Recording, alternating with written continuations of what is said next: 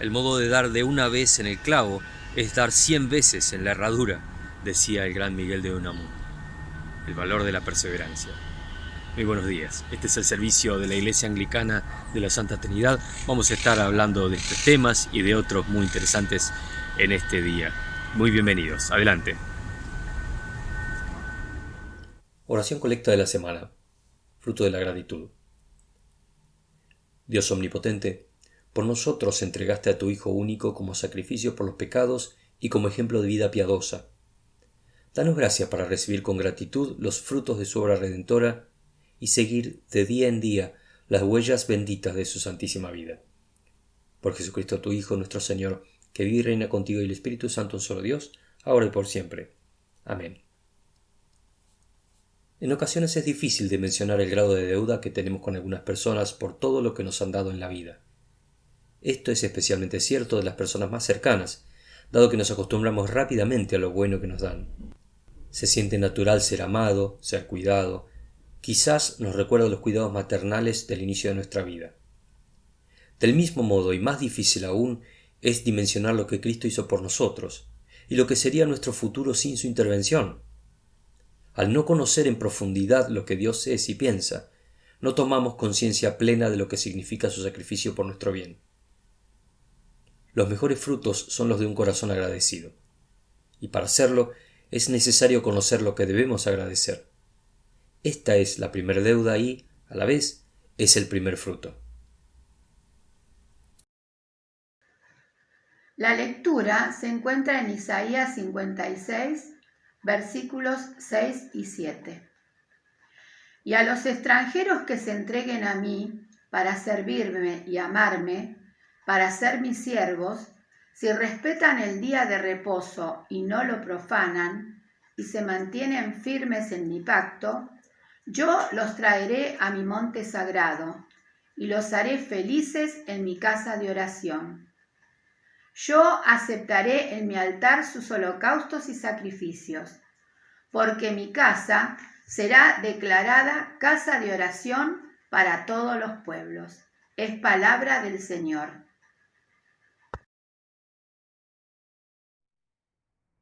Romanos 11, versículo 13 al 15 y 29 al 32. A ustedes, que son de origen pagano, les aseguro que en mi condición de apóstol de los paganos hago honor a mi ministerio, provocando los celos de mis hermanos de raza, con la esperanza de salvar a alguno de ellos. Porque si la exclusión de Israel trajo consigo la reconciliación del mundo, su reintegración ¿no será un retorno a la vida?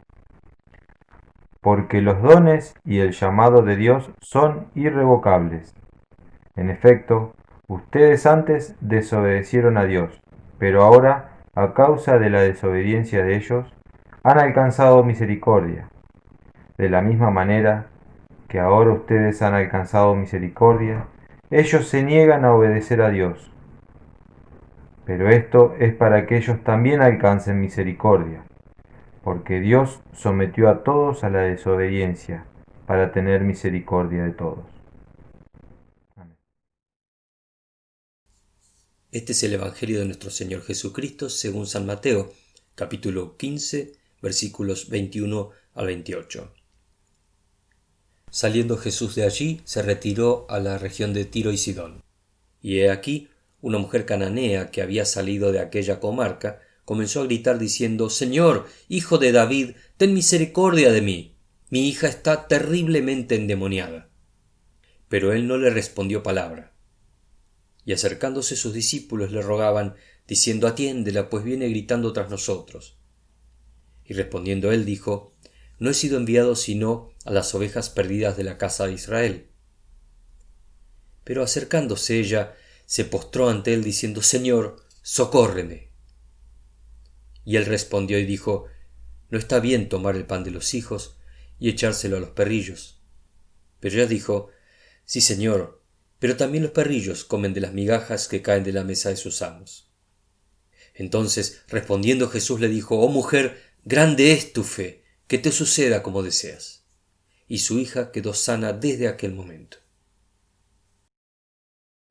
En el Evangelio de hoy vemos que Jesús, habiendo terminado su tarea en las localidades cercanas del mar de Galilea, se retira hacia el oeste, hacia Sidón y Tiro, hacia Fenicia, para ese lugar, para descansar un poco, realmente para descansar un poco, y también para tener nuevas perspectivas y un nuevo lugar de trabajo, de desarrollar su misión al pueblo de Israel. Y cuando se estaba acercando a ese lugar, aparece una persona que no era del pueblo, que no era de sus seguidores, y que establece un interesante diálogo y nos da una profunda y nueva enseñanza. Pero para poder asentarnos en ella, para poder comprenderla, tenemos que volver a lo que nos decía San Pablo en la carta a los Romanos, porque había un pueblo elegido, había un pueblo que había sido elegido por Dios, y existe ese pueblo, y tenía esa promesa, y el pueblo parece que no había respondido de la manera que Dios había intentado en principio. A Israel le ha acontecido un endurecimiento parcial hasta que haya entrado la plenitud de los gentiles, lo recordaba el apóstol Pablo. Y esto se empezaba a notar en el ministerio de Jesús, que si bien había seguidores, si bien había unos cuantos que lo seguían, multitudes a veces, también había muchos detractores y muchísimos enemigos, sobre todo de la casta sacerdotal. Por eso, judíos que habían sido elegidos por Dios para ser su pueblo, habían tenido esa oportunidad, en vez de manifestar un sano orgullo de esa elección, empezaban a mostrar cierta vanidad. Y como nos recordaba Jane Austen en el libro Orgullo y Prejuicio, vanidad no es lo mismo que orgullo. Son dos condiciones diferentes. Uno puede tener un genuino orgullo por una elección, por un mérito, o simplemente por haber sido electo sin tener el mérito. Pero otra cosa es la vanidad. La mujer cananea desde el principio sabía que ella no estaba en esa condición, y entonces no tenía ese orgullo o esa vanidad de no acercarse a quien efectivamente tenía evidentemente esa solución. La conciencia, la profunda conciencia de necesidad es la que realmente lleva a la auténtica fe. Martín Lutero nos recordaba que solo los enfermos reciben con alegría al médico, los sanos no. Aquellos que se consideran sanos no tienen necesidad de médico, no quieren médico alguno, al contrario, más bien rechazan la idea porque dicen: yo no necesito de eso. La mujer esta, abandonando todo orgullo, todo prejuicio nacional que hubiese entre los judíos y los cananeos, se fue a ver un pueblo, a un hombre enemigo, en teoría, a un pueblo extraño, y se humilló todo lo necesario para conseguir lo que ella necesitaba. Esta mujer, aparentemente, por lo que nos recuerda también el evangelista Marcos, escuchó hablar de Cristo de alguna manera en su pueblo y salió de su pueblo y se fue a ver a Jesús. ¿Y cómo lo hizo? Lo primero que hizo es gritando, reconociendo: Señor, Hijo de David, reconociendo que era un Señor, que era un Mesías, que tenía un poder mesiánico. A pesar de que ella no era judía, igual lo mencionó como Señor y como Mesías. En segundo lugar, apeló a él. Le dice: ten misericordia de mí. Pidió clemencia a pesar de su condición. ¿Y cuál era el motivo? Dice: mi hija está terriblemente endemoniada. Había una situación real. Nadie había podido sanar a su hija. Su propia gente no lo había podido curar. Estaba desesperada la señora, necesitaba una solución. Entonces se acerca a Jesús reconociendo quién era, pidiendo clemencia y compasión y exponiendo el motivo que la aquejaba, por lo cual ella había acometido tal intromisión, si se quiere, o tal osadía. Tenía buenos y sobrados motivos para hacerlo. ¿Cuál es la respuesta? Bueno, la respuesta es uno de los pasajes más sorprendentes, a priori, a primera vista, del Nuevo Testamento. Jesús aparentemente no le hace caso. Aparentemente la rechaza incluso. ¿Qué pasa? En principio dice que Jesús no le responde palabra, sigue con su camino. Hay una aparente indiferencia. Y esto nos muestra también que, como suele suceder, a veces Dios no contesta a la primera petición. Quizás hay un proyecto detrás. Dice después, el verso 24, no he sido enviado sino a las ovejas perdidas de la casa de Israel. Jesús tenía una misión específica y era hacer discípulos de entre su pueblo. Ellos, a su vez, retomarían la tarea y la ampliarían a todo el mundo. Eso lo vamos a ver después, pero en principio Jesús estaba enfocado en su misión. Esta era su misión. Tenía que hacer este trabajo. Y luego la tercera respuesta que le da dice, no está bien tomar el pan de los hijos y echárselo a los perrillos de la casa. Es diciéndole, no sos de los hijos, no perteneces a este pueblo. Es como un sentido denostada por no pertenecer, quedó fuera. ¿Por qué? Porque evidentemente Jesús no trabajó fuera del pueblo con un propósito definido. Ese trabajo lo iban a retomar sus discípulos. Efectivamente, el apóstol Pablo fue el apóstol a los gentiles, donde abrió esto. ¿Qué pasó? La mujer se descorazonó, dijo, bueno, vuelvo a casa, esto no era así. No, lejos de descorazonarse, la fe de esta mujer fue perseverante, fue extraordinaria. Para empezar, lo siguió, dice, por todas partes. El Evangelio de Marcos nos dice que lo siguió, a pesar de todo, hasta una casa donde Jesús se alojó para descansar. Jesús, dice, se retiró a una casa y la mujer lo siguió para pedir su ayuda. Marcos 7. La mujer, como decimos aquí en Buenos Aires, se comió su orgullo y pidió auxilio. Señor, socórreme. Arrodillada, tirada, apostrándose delante de él, verso 25 dice, Señor, socórreme.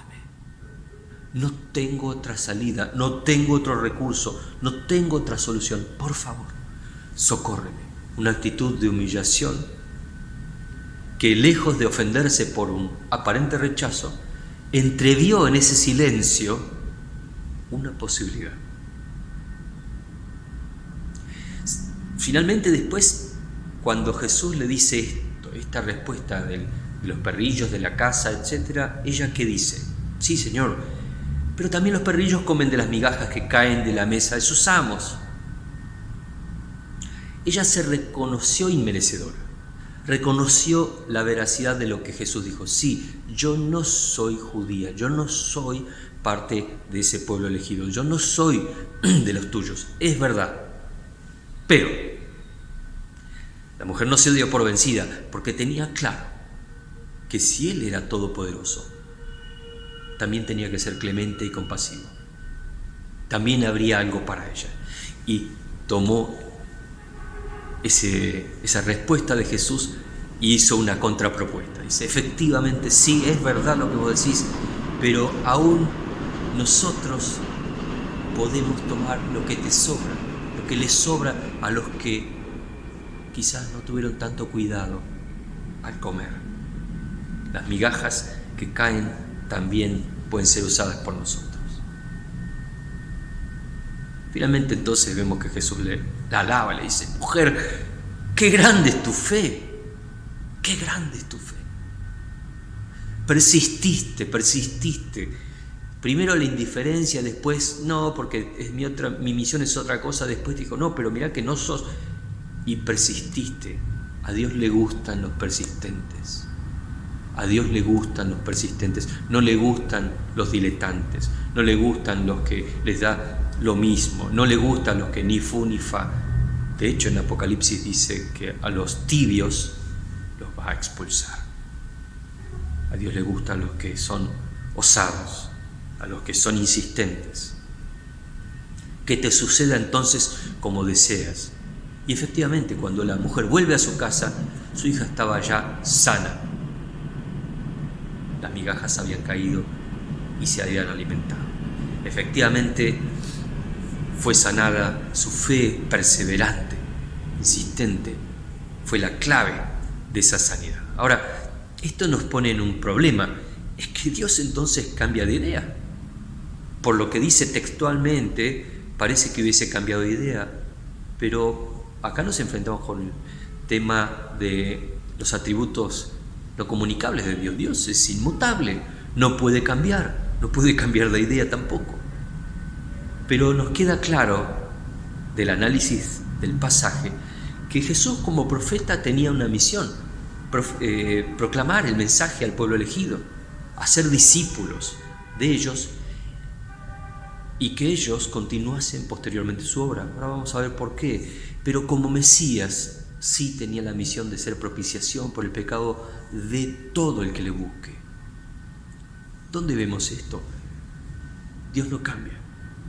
Si recordamos lo que nos leyeron más temprano, Isaías 56, el Señor dice: y a los extranjeros que se han unido al Señor para servirle, para amar el nombre del Señor y adorarlo, los llenaré de alegría en mi casa de oración. Reuniré a mi pueblo con otros pueblos, además de los que ya he reunido. Este era el proyecto de Dios. 7 siglos y medio antes de Jesús fue enunciada esta palabra. Y el apóstol Pablo también nos recuerda: de hecho, en otro tiempo ustedes fueron desobedientes a Dios, hablándole a los gentiles, pero ahora por la desobediencia a los israelitas han sido objeto de su misericordia.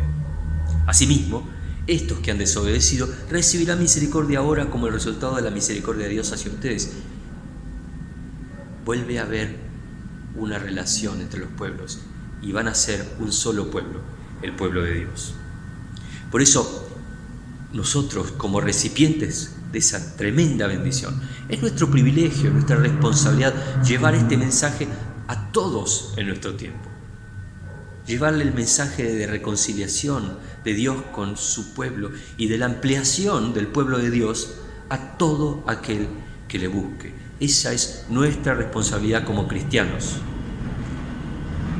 Por eso, cuando nosotros pedimos, a veces como esta mujer pide, nos damos cuenta que no siempre sucede como pedimos. Pero para empezar deberíamos observar bien cómo pidió esta señora. Uno de los comentaristas, Clark, dice: esta mujer es el ejemplo de cómo pedir. Su pedido fue corto, al punto, fue humilde, fue llena de fe, fue ferviente en su petición, fue modesta, no fue más allá de lo que necesitaba, fue respetuosa, aceptó lo que Jesús decía, fue racional también, pensó lo que Jesús le dijo y su argumento, y ella elaboró un contraargumento sobre la base del argumento de Jesús, y confiaba solo en la misericordia de Dios, no creía que tenía merecimiento de ello. Todo esto se suma a su perseverancia. Esta es una receta infalible, porque Jesús mismo, en el Evangelio de Mateo, nos recuerda en el capítulo 7, pidan y se les dará. Todo el que pide con fe, con este fervor, con esta fe, con esta confianza, con esta perseverancia, va a recibir. También el apóstol Santiago nos dice: ustedes piden y no reciben, porque piden mal. Y este es el otro aspecto para considerar. ¿Qué estamos pidiendo a Dios? ¿De qué manera estamos pidiendo a Dios? ¿Y para qué estamos pidiendo a Dios? A veces la autocomplacencia del cristiano lo lleva a pedir tonterías, lo lleva a pedir cosas fuera de lugar, peticiones extemporáneas, peticiones también a veces último recurso, cuando no puedo con todo, cuando no puedo con la realidad. Dios, salvame de esto y lo otro, pero antes no formé ningún vínculo con Dios, no tengo ninguna relación con Él. ¿Cómo voy a conocer a Dios? ¿Cómo voy a saber cómo pedir a Dios? ¿Cómo voy a tener fe? Si en vez de formar un vínculo, Dios es meramente el supermercado de donde yo tomo bendiciones y pido esto, pido el otro, pero después me olvido, Dios no existe, ¿qué respuesta voy a obtener? Si la fe se establece en el diálogo entre Dios y el ser humano, la fe crece en este diálogo, estas preguntas y respuestas, estas aparentes respuestas negativas, que a veces lo que están pidiendo es un interlocutor, lo que están pidiendo es un diálogo para el crecimiento de nosotros. Dios no crece, nosotros sí. Crecemos en nuestra fe a través a veces de la negación, a veces de la frustración, pero ahí crecemos. Ahí empezamos a ver la real magnitud de las cosas y nos ponemos en nuestro lugar y ponemos a Dios en su lugar. Por eso, ¿queremos respuestas? Bueno, la perseverancia es clave. La perseverancia en el vínculo es un buen comienzo. Empecemos a perseverar en nuestro vínculo con Dios y vamos a ver respuestas positivas a nuestras peticiones. ¿Por qué? Porque vamos a pedir bien. Padre nuestro que estás en el cielo, santificado sea tu nombre. Venga tu reino. Hágase tu voluntad en la tierra como en el cielo. Danos hoy nuestro pan de cada día. Perdona nuestras ofensas, como también nosotros perdonamos a quienes nos ofenden. No nos dejes caer en tentación y líbranos del mal, porque tuyo es el reino, tuyo es el poder, y tuya es la gloria, ahora y por siempre. Amén. Salmos 67. Dios nos tenga compasión y nos bendiga. Dios haga resplandecer su rostro sobre nosotros, para que se conozcan en la tierra sus caminos y entre todas las naciones su salvación. Que te alaben, oh Dios, los pueblos, que todos los pueblos te alaben. Alégrense y canten con júbilo las naciones, porque tú las gobiernas con rectitud. Tú guías a las naciones de la tierra. Que te alaben, oh Dios, los pueblos, que todos los pueblos te alaben. La tierra dará entonces su fruto, y Dios, nuestro Dios, nos bendecirá. Dios nos bendecirá y le temerán todos los confines de la tierra. El Señor sostiene a los que caen y levanta a los que desfallecen. Los ojos de todos esperan de ti, que tú les des su comida a su tiempo. Abres tu mano y con tu buena voluntad satisfaces a todos los seres vivos. Todo lo que tenemos, todo lo que somos, todo viene de su mano. La salud que disfrutamos, los bienes que poseemos, todo lo que tenemos viene de la mano del Señor. Señor, te bendecimos, te damos gracias por todo lo que nos das día tras día. También te damos gracias por las ofrendas que hemos recibido, Señor, y te rogamos que nos hagas fieles mayordomos de las cosas que nos provees día tras día, para la gloria de tu nombre y la extensión de tu reino. En el nombre de Cristo Jesús. Amén. Escudriñemos nuestros caminos y volvamos a Jehová. Levantemos nuestras manos al Señor.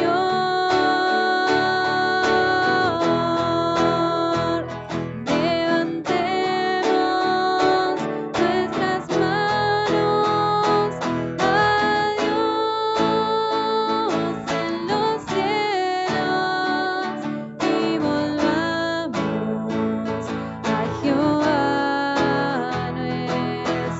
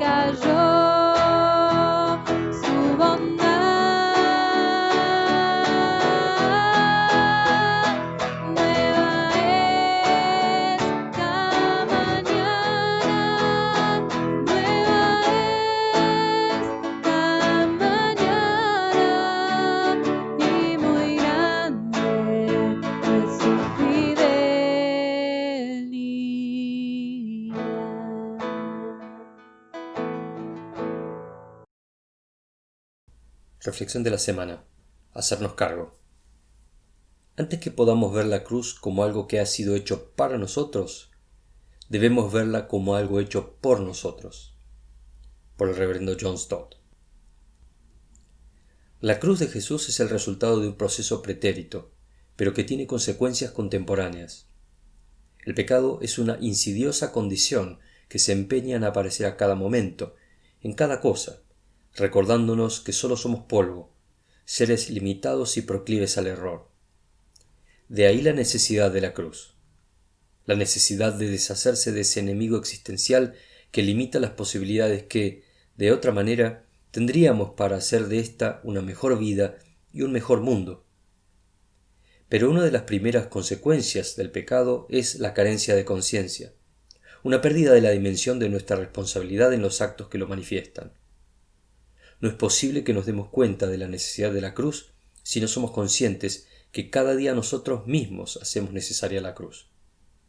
Si consideramos que somos buenas personas que, en ocasiones, somos envueltas en una telaraña de malas decisiones y simples errores sin mala intención. La única forma de ver que la cruz era necesaria es hacernos cargo de lo que realmente somos. Ahí, y sólo ahí, comienza el cambio. Y ya sobre el final de nuestra reunión de hoy, les recordamos con la placa los medios de comunicación por los que estamos juntos, por email, teléfono, por diversas consultas, pedidos de todo tipo, pedidos de oración. Estamos escuchando y esperando sus mensajes. También agradecemos las colaboraciones recibidas. A través del email se envían los datos correspondientes para seguir colaborando con el ministerio y la obra de la Iglesia. También les recordamos los canales de comunicación, tanto de video como de audio, que están disponibles para todos toda la semana, y toda la semana hay nuevos contenidos también para ser bendecidos por la Iglesia de Jesucristo. Ponemos en esta siguiente placa las actividades de la semana. Continuamos con reuniones de oración los días jueves y de estudio bíblico los jueves y los viernes. La próxima semana tenemos una visita muy especial. El arzobispo Greg Venables va a estar con nosotros en el servicio, va a predicar la palabra de Dios, así que muy bienvenido nuestro obispo Greg. Y también sepan que los días viernes a las 18 horas por YouTube, en el canal de la Diócesis Anglicana de la Argentina, está dando un curso acerca de ese interesante tema. Este domingo es Día del Niño, así que queremos saludar especialmente a nuestros niños y pedir a Dios una bendición especial para ellos. Señor, te bendecimos y te damos gracias por nuestros niños, por los niños de este tiempo, y te rogamos que les ayudes a disfrutar su niñez y a llegar a ser las personas de bien que tú quieres en sus vidas, en el nombre de Cristo Jesús. Amén. Muy buena semana para todos ustedes. Todos necesitan amor que nunca falla, tu gracia y compasión. Todos necesitan perdón y esperanza, y un Dios que salva.